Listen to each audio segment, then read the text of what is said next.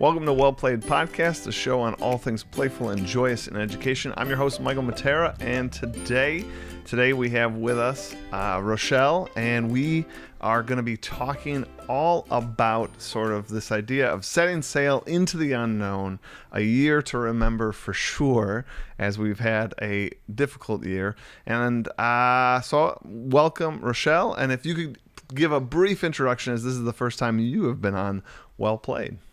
All right. Well, thank you for having me. I'm excited to be here with you today. So my name is Rachelle Dene Poth. I am a Spanish and STEAM teacher. I've also been a French teacher from Pittsburgh, been teaching for a while, and also an attorney and an author, and keep myself pretty busy learning and doing things all related to education. That is a crazy long resume. Well, I do like school, and it's fun to just keep trying new things and to keep pushing myself. So that's kind of how that all came to be. So where did the attorney thing fall into place? Yeah, that is one of the probably top 3 questions I'm often asked. And a lot of people think that I was an attorney first and then went into teaching. But actually, I was a teacher first. And when I couldn't get a job right out of my undergrad, I was only teaching French at the time, and somebody recommended that I should get a second degree or something. So long story short, I went back and got my certification in Spanish. But during that time, I took some courses to become a translator, and part of the work involved doing legal translation. So it started to get me thinking about a career in law, even though I was already at that point, actually teaching for, I think probably 2 years when I gave more consideration, and then decided to take the test, see if I would even be admitted to law school. Got the score, had no idea what it meant, let it go. A couple years went by, and then I decided that I really wanted to give it a shot and see if I could be accepted. And so I applied to a school in Pittsburgh, Duquesne University, because it was the only school that had an evening program since I was teaching full time, and went to school 4 years, 4 nights a week while teaching. And the rest is kind of history at this point. It's been a while since I graduated, but wow. Yeah. That's crazy. That's crazy. Yeah, it is. It's crazy to think back at that type of a schedule that I kept and had to keep being in school literally all day. But I've told people so many times over the last couple of years that I really don't think that had I not gone to law school that I would still be teaching. There were so many things that happened that served to kind of re-engage me in the profession, that led me to look at teaching in a different light, to experience struggle as a student that kind of, I don't know, gave me some motivation to do things differently. So it totally changed kind of my path that I was probably on. I love that. So actually, that kind of leads us to our topic today. If you think about it, we all were thrown for a little bit of a loop last year, and we definitely know that things are going to be different this year. We obviously don't know how they're going to be different. So this is where Right. It is kind of journeying into the unknown. How are you preparing for that just giant question mark to come? Well, yeah, it's kind of interesting. The thing about summer that I love the most is that it's always an opportunity for me to kind of look back at the year prior, go to conferences, connect, think about what could I do differently in this upcoming year, and look at what I did in the prior year. And I don't feel like there's such a summer break, if you want to call it a break even at this point, but there's not a definitive break between the end of this past school year and this upcoming year. And so it's kind of hard to think about, all right, what do I normally do to prepare for my classes for every school year? And I haven't even been in my classroom since I think second or third day in March for a 30-minute period of time. And I don't know if I'll get to go back. And so I don't even have my mind wrapped around all that I want to do or where I last left off, at least in the normal kind of teaching practice. So what I've been trying to do is think about what I learned about myself as a teacher in those last couple of months of school. And what I learned is that I need to focus more on being mindful of student circumstances, of creating better opportunities for students to learn regardless of what the tangible class materials are that I have that I feel like I'm so attached to using, and create new opportunities. And now as I prepare, even though, like you say, I have no idea what's going to look like, will we be in our classrooms or not, I'm trying to focus on the things that I know will be effective and helpful regardless of where we are. And so setting up how my students can get to know me. If I create a video, or for their families to get to know me, create a video, newsletter, things that I would normally do in my classroom, and what can I kind of prepare ahead of time as best as I can. So I don't know if I mean, you obviously know about me and that I love games and whatnot. I don't know if you ever played the old like Oregon Trail video game, like way back when, but when I think about our conversation today and when it's making me think towards next year, I think about the beginning of that game. There's this moment where you're still in like your town out east, and you go to the store and you have like X number of dollars. I don't remember how much. You have like $1,200 or something, and you just have to buy random stuff. But it's like how much of this and how much of that, and like, oh, I'm not going to buy that at all. But you're Right. literally buying for the unknown. I have no idea like what the trail's going to give to me this time, and you're like 20 minutes, 30 minutes into the game, and you're like, oh, I should have totally bought that extra axle or whatever. And I Right. think about this coming year, and my $1,200 to spend, so to speak, is the rest of summer. I have like 5 weeks left to sort of, that's the money I can spend to get Mhm. ready for this next year. And like you said, there's so many things that under normal circumstances, under normal teaching, I can easily wrap my brain around that. I don't have to spend a ton of summer thinking through what I'm going to do for that. Usually I spend summer thinking how I'm going to innovate around those products. And now it's almost like even the base lesson plan has to be possibly different because, at least for our school, if we're on campus, we're going to be on campus with crazy restrictions. I shouldn't say crazy, very mindful restrictions given Right. the situation, but crazy under normal circumstances. Absolutely. And then if we're online, well, then that's totally different. If we're doing some sort of hybrid, we see them some days, don't see them other days. Like all of those are situations that I've never really prepared for. And like you said, the normal things you'd use in those moments don't work. So Yeah. I only have that $1,200, right? I only have those little bit of time left to sort of pack up and decide how I'm going to build my class. And I don't know. I'm half excited by that challenge, but I'm also like a little crybaby. Like I just wanted to be I back to know. normal. I know. That's exactly how I feel too, because in one big piece of it I was thinking about is when our school closed and we have Microsoft, we use Microsoft Teams. Not all teachers do. It's not been a widespread district thing. But now, of course, looking forward, we are going to use that. But for me, I teach 5 different courses, and knowing that not all of my students took their books home and they didn't all have access, and I was trying to think, what can I do? Now, I know a lot about digital tools that are out there, but I was still completely overwhelmed because trying to figure out how to do what I was doing in my 40 minutes of class in that virtual space. And I spent so much time trying to just put all of that into the virtual space, which did not work. And so I had Zoom meetings that some students joined in. But the one thing that I've kind of been thinking about too is like, for years, I had my students lined up in desks in the rows in my classroom, and I didn't really get to know them because of that structure. So I broke away from that.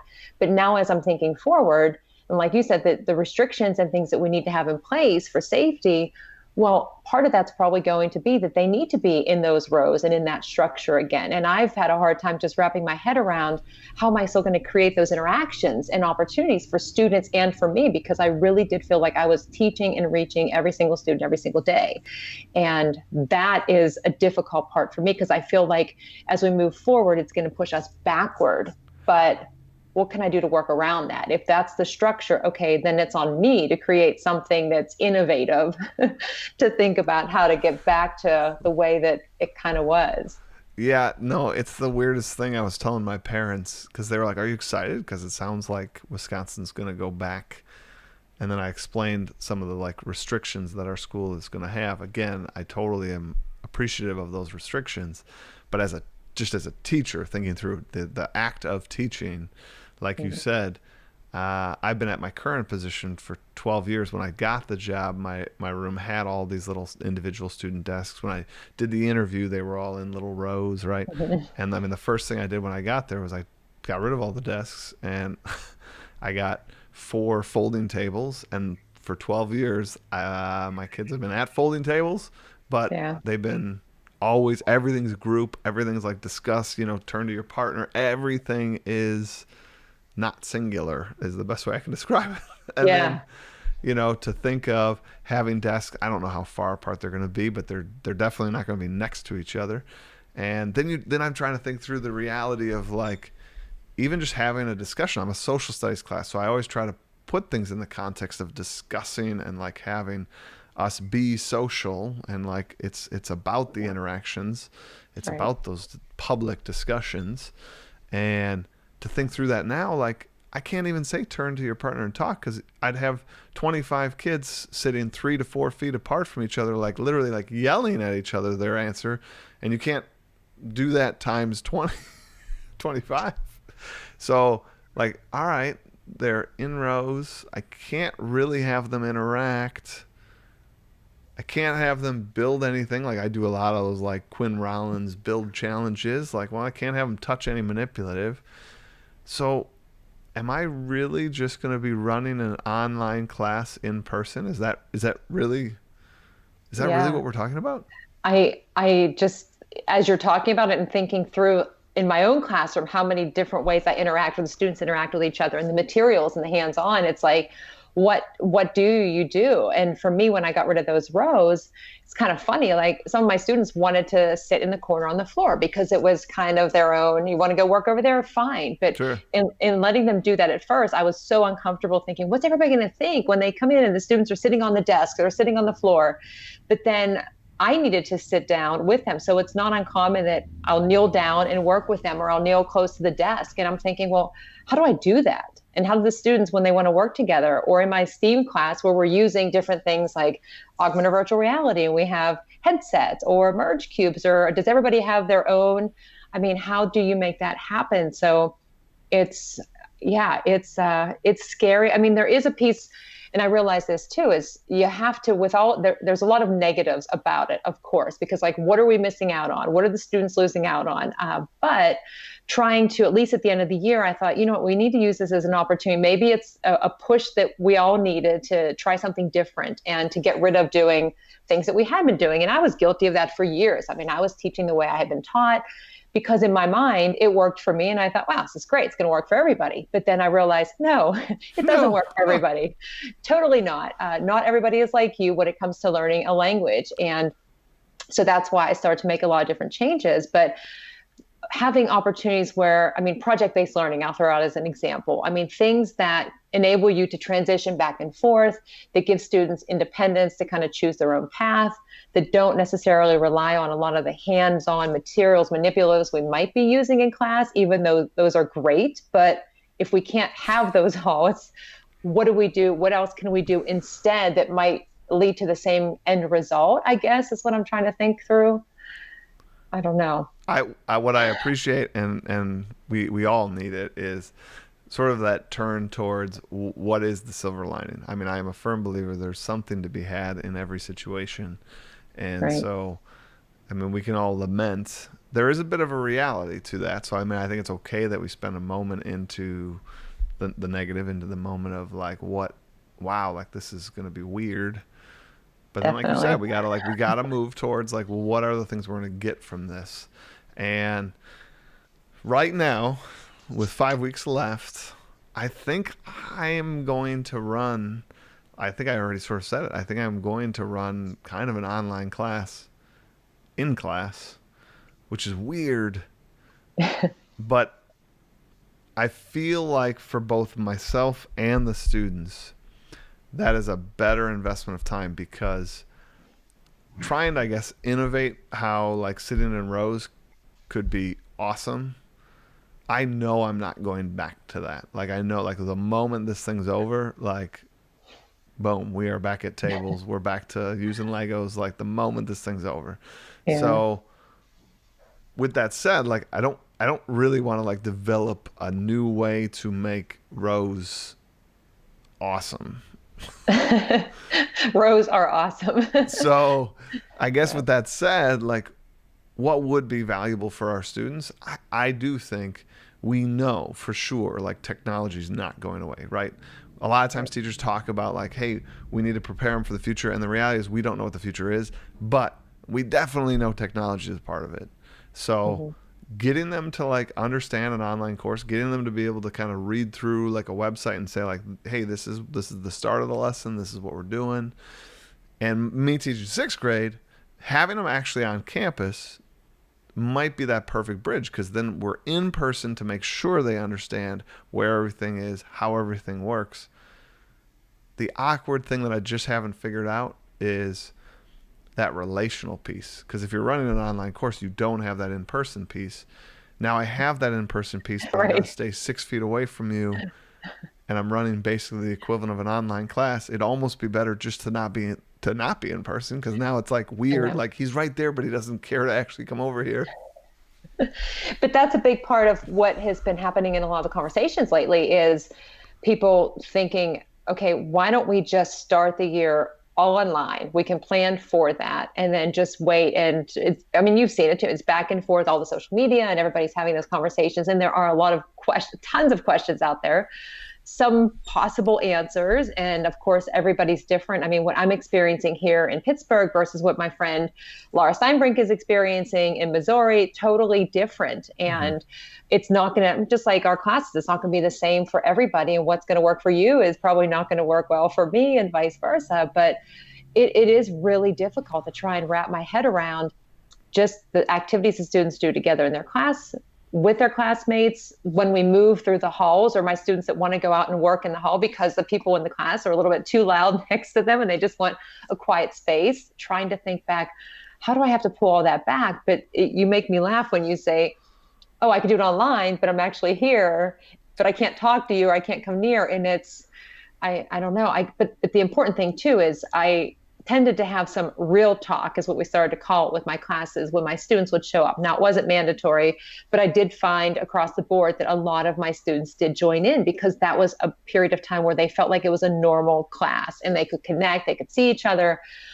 It was great for me. It was the highlight of my days to log into Zoom and to have those conversations. But with my juniors and seniors who were really struggling because taking AP classes, some getting ready for college and trying to balance everything, I said, not that you wanted your whole entire high school class load to go all online overnight, but I said, you're in this really good opportunity right now that you're getting this experience before going to college, where you might have had to just dive right into this and not have that experience with you of how to interact online, of how to manage your time and balance that. And so they really did see a lot of value in that. And even for work in the future, we don't know. We couldn't have predicted this. We don't know what we're going to need, but technology definitely will play a big part of that, I'm sure. And helping our students and ourselves understand how to leverage that appropriately.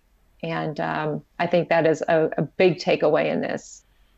Yeah, I think the hard thing for educators, you mentioned sort of this online Twitter discussion about it all. And what I've sort of noticed is, I think under normal circumstances, teachers, even though we have to sort of do what administration wants, do what, the school board wants or whatever, there's always a sense of like, but you're sort of in charge in that classroom, right? Because Right. you get the choice of how that gets rolled out, or like maybe the spin that gets applied to that lesson plan or whatever. And what I hear online is just this realization that like your voice kind of doesn't matter here, and we're going to do it however they're going to do it. Like you said, some districts are Right. starting online, some aren't, some halfway, whatever. And I think there's a sadness that sort of goes with that. And my heart sort of goes out to teachers, because we are sort of at the mercy of those people's decisions. And I have educator friends who are scared to go back. Like they don't want to put themselves and their family into that kind of risk. I have others that are dying to go back in the classroom at all expense. Like, doesn't matter how socially distanced we have to be. Like, the fact that we're together is important.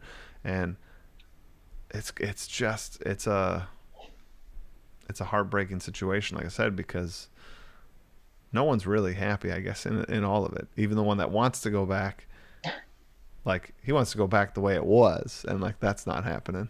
Right. Yeah. And I definitely keep up and try to read and see what's going on with a lot of our friends on social media, Facebook, the different communities. And there is definitely a sadness, a lot of, I mean, I'm scared too. I've barely left my neighborhood. I have Yeah. not, as of right now, I have not been inside of a store in 4 months. I just, Dang. I Who does your know. shopping? Oh no, you probably have it delivered. Curbside. Yeah. Curbside Yeah. pickup. It gets picked up. But I really took it seriously. I mean, one, there wasn't anywhere to go. I mean, everything was shut down.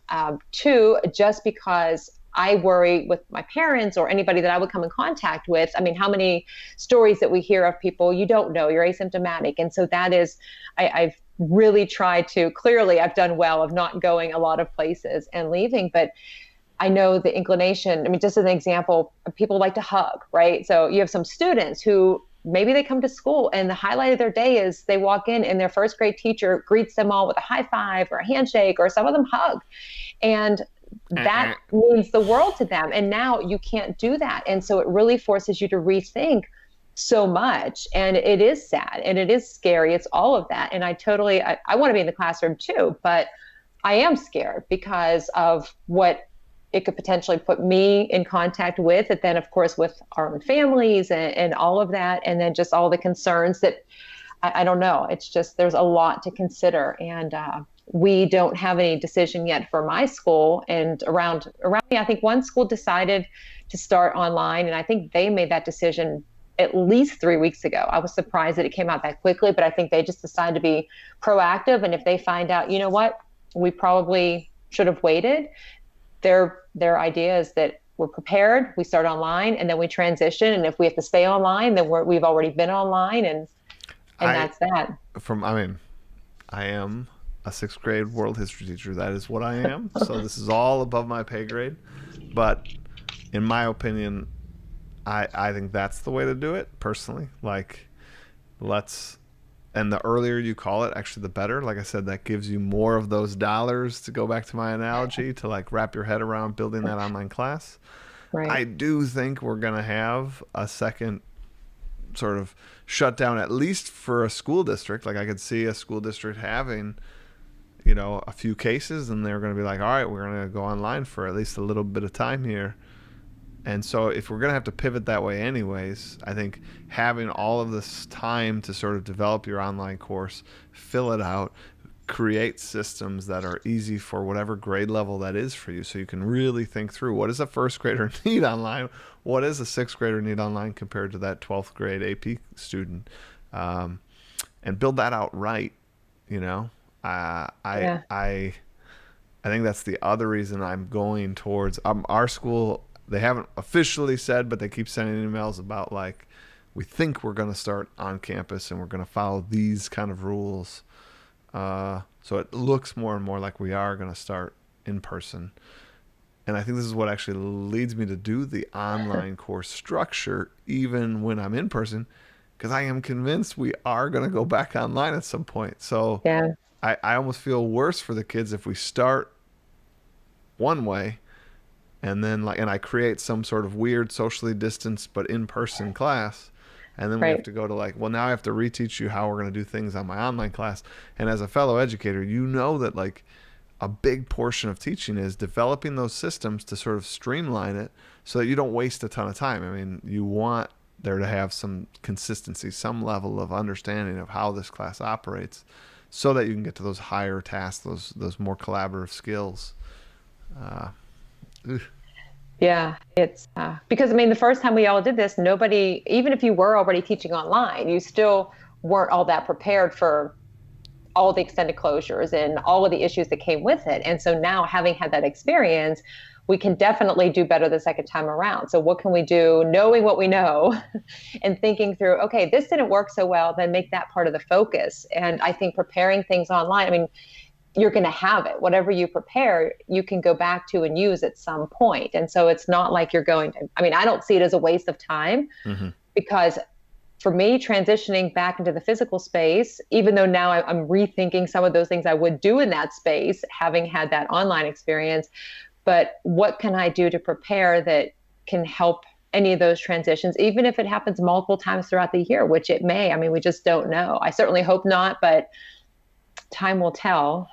Time will tell. It's scary. It's definitely unnerving, if It that's the right is. word. But like you said, I think that there is some excitement too, though. Like when I do think, okay, so I have told you I'm locking in on this online class structure. How best to knock that out of the park? I definitely grabbed some things from last year in terms of some tools to use, some organizational structure.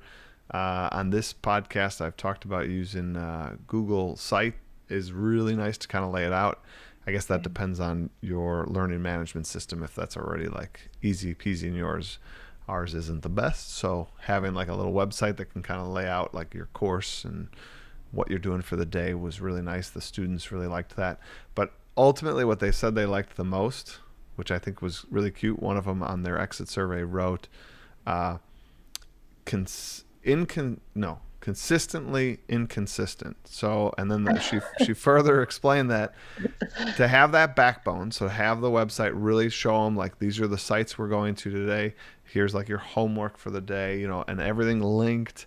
You don't just write out like, do this paper, like you'd put the link to the paper, you'd put the link to that, like everything was hyperlinked in one spot. It always followed the same structure. Like I had these 3 titles and then stuff populated in those 3 titles so they knew no matter what lesson it was, everything was consistent.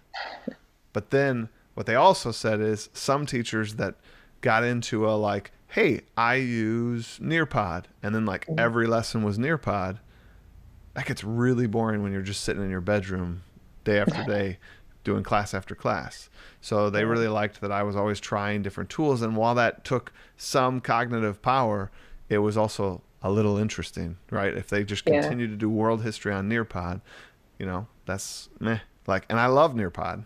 Yeah, me too. But like, so that's no knock on Nearpod, but it fill in the blank with any tool, And there were some teachers that used Pear Deck every day, and like the kids would be like, and then there was one day I actually tried Pear Deck, and they were like, no, don't do Pear Deck, and I was like, why not? And they're like, it just so happens that all the other 6th grade teachers I work with, that was their tool they used.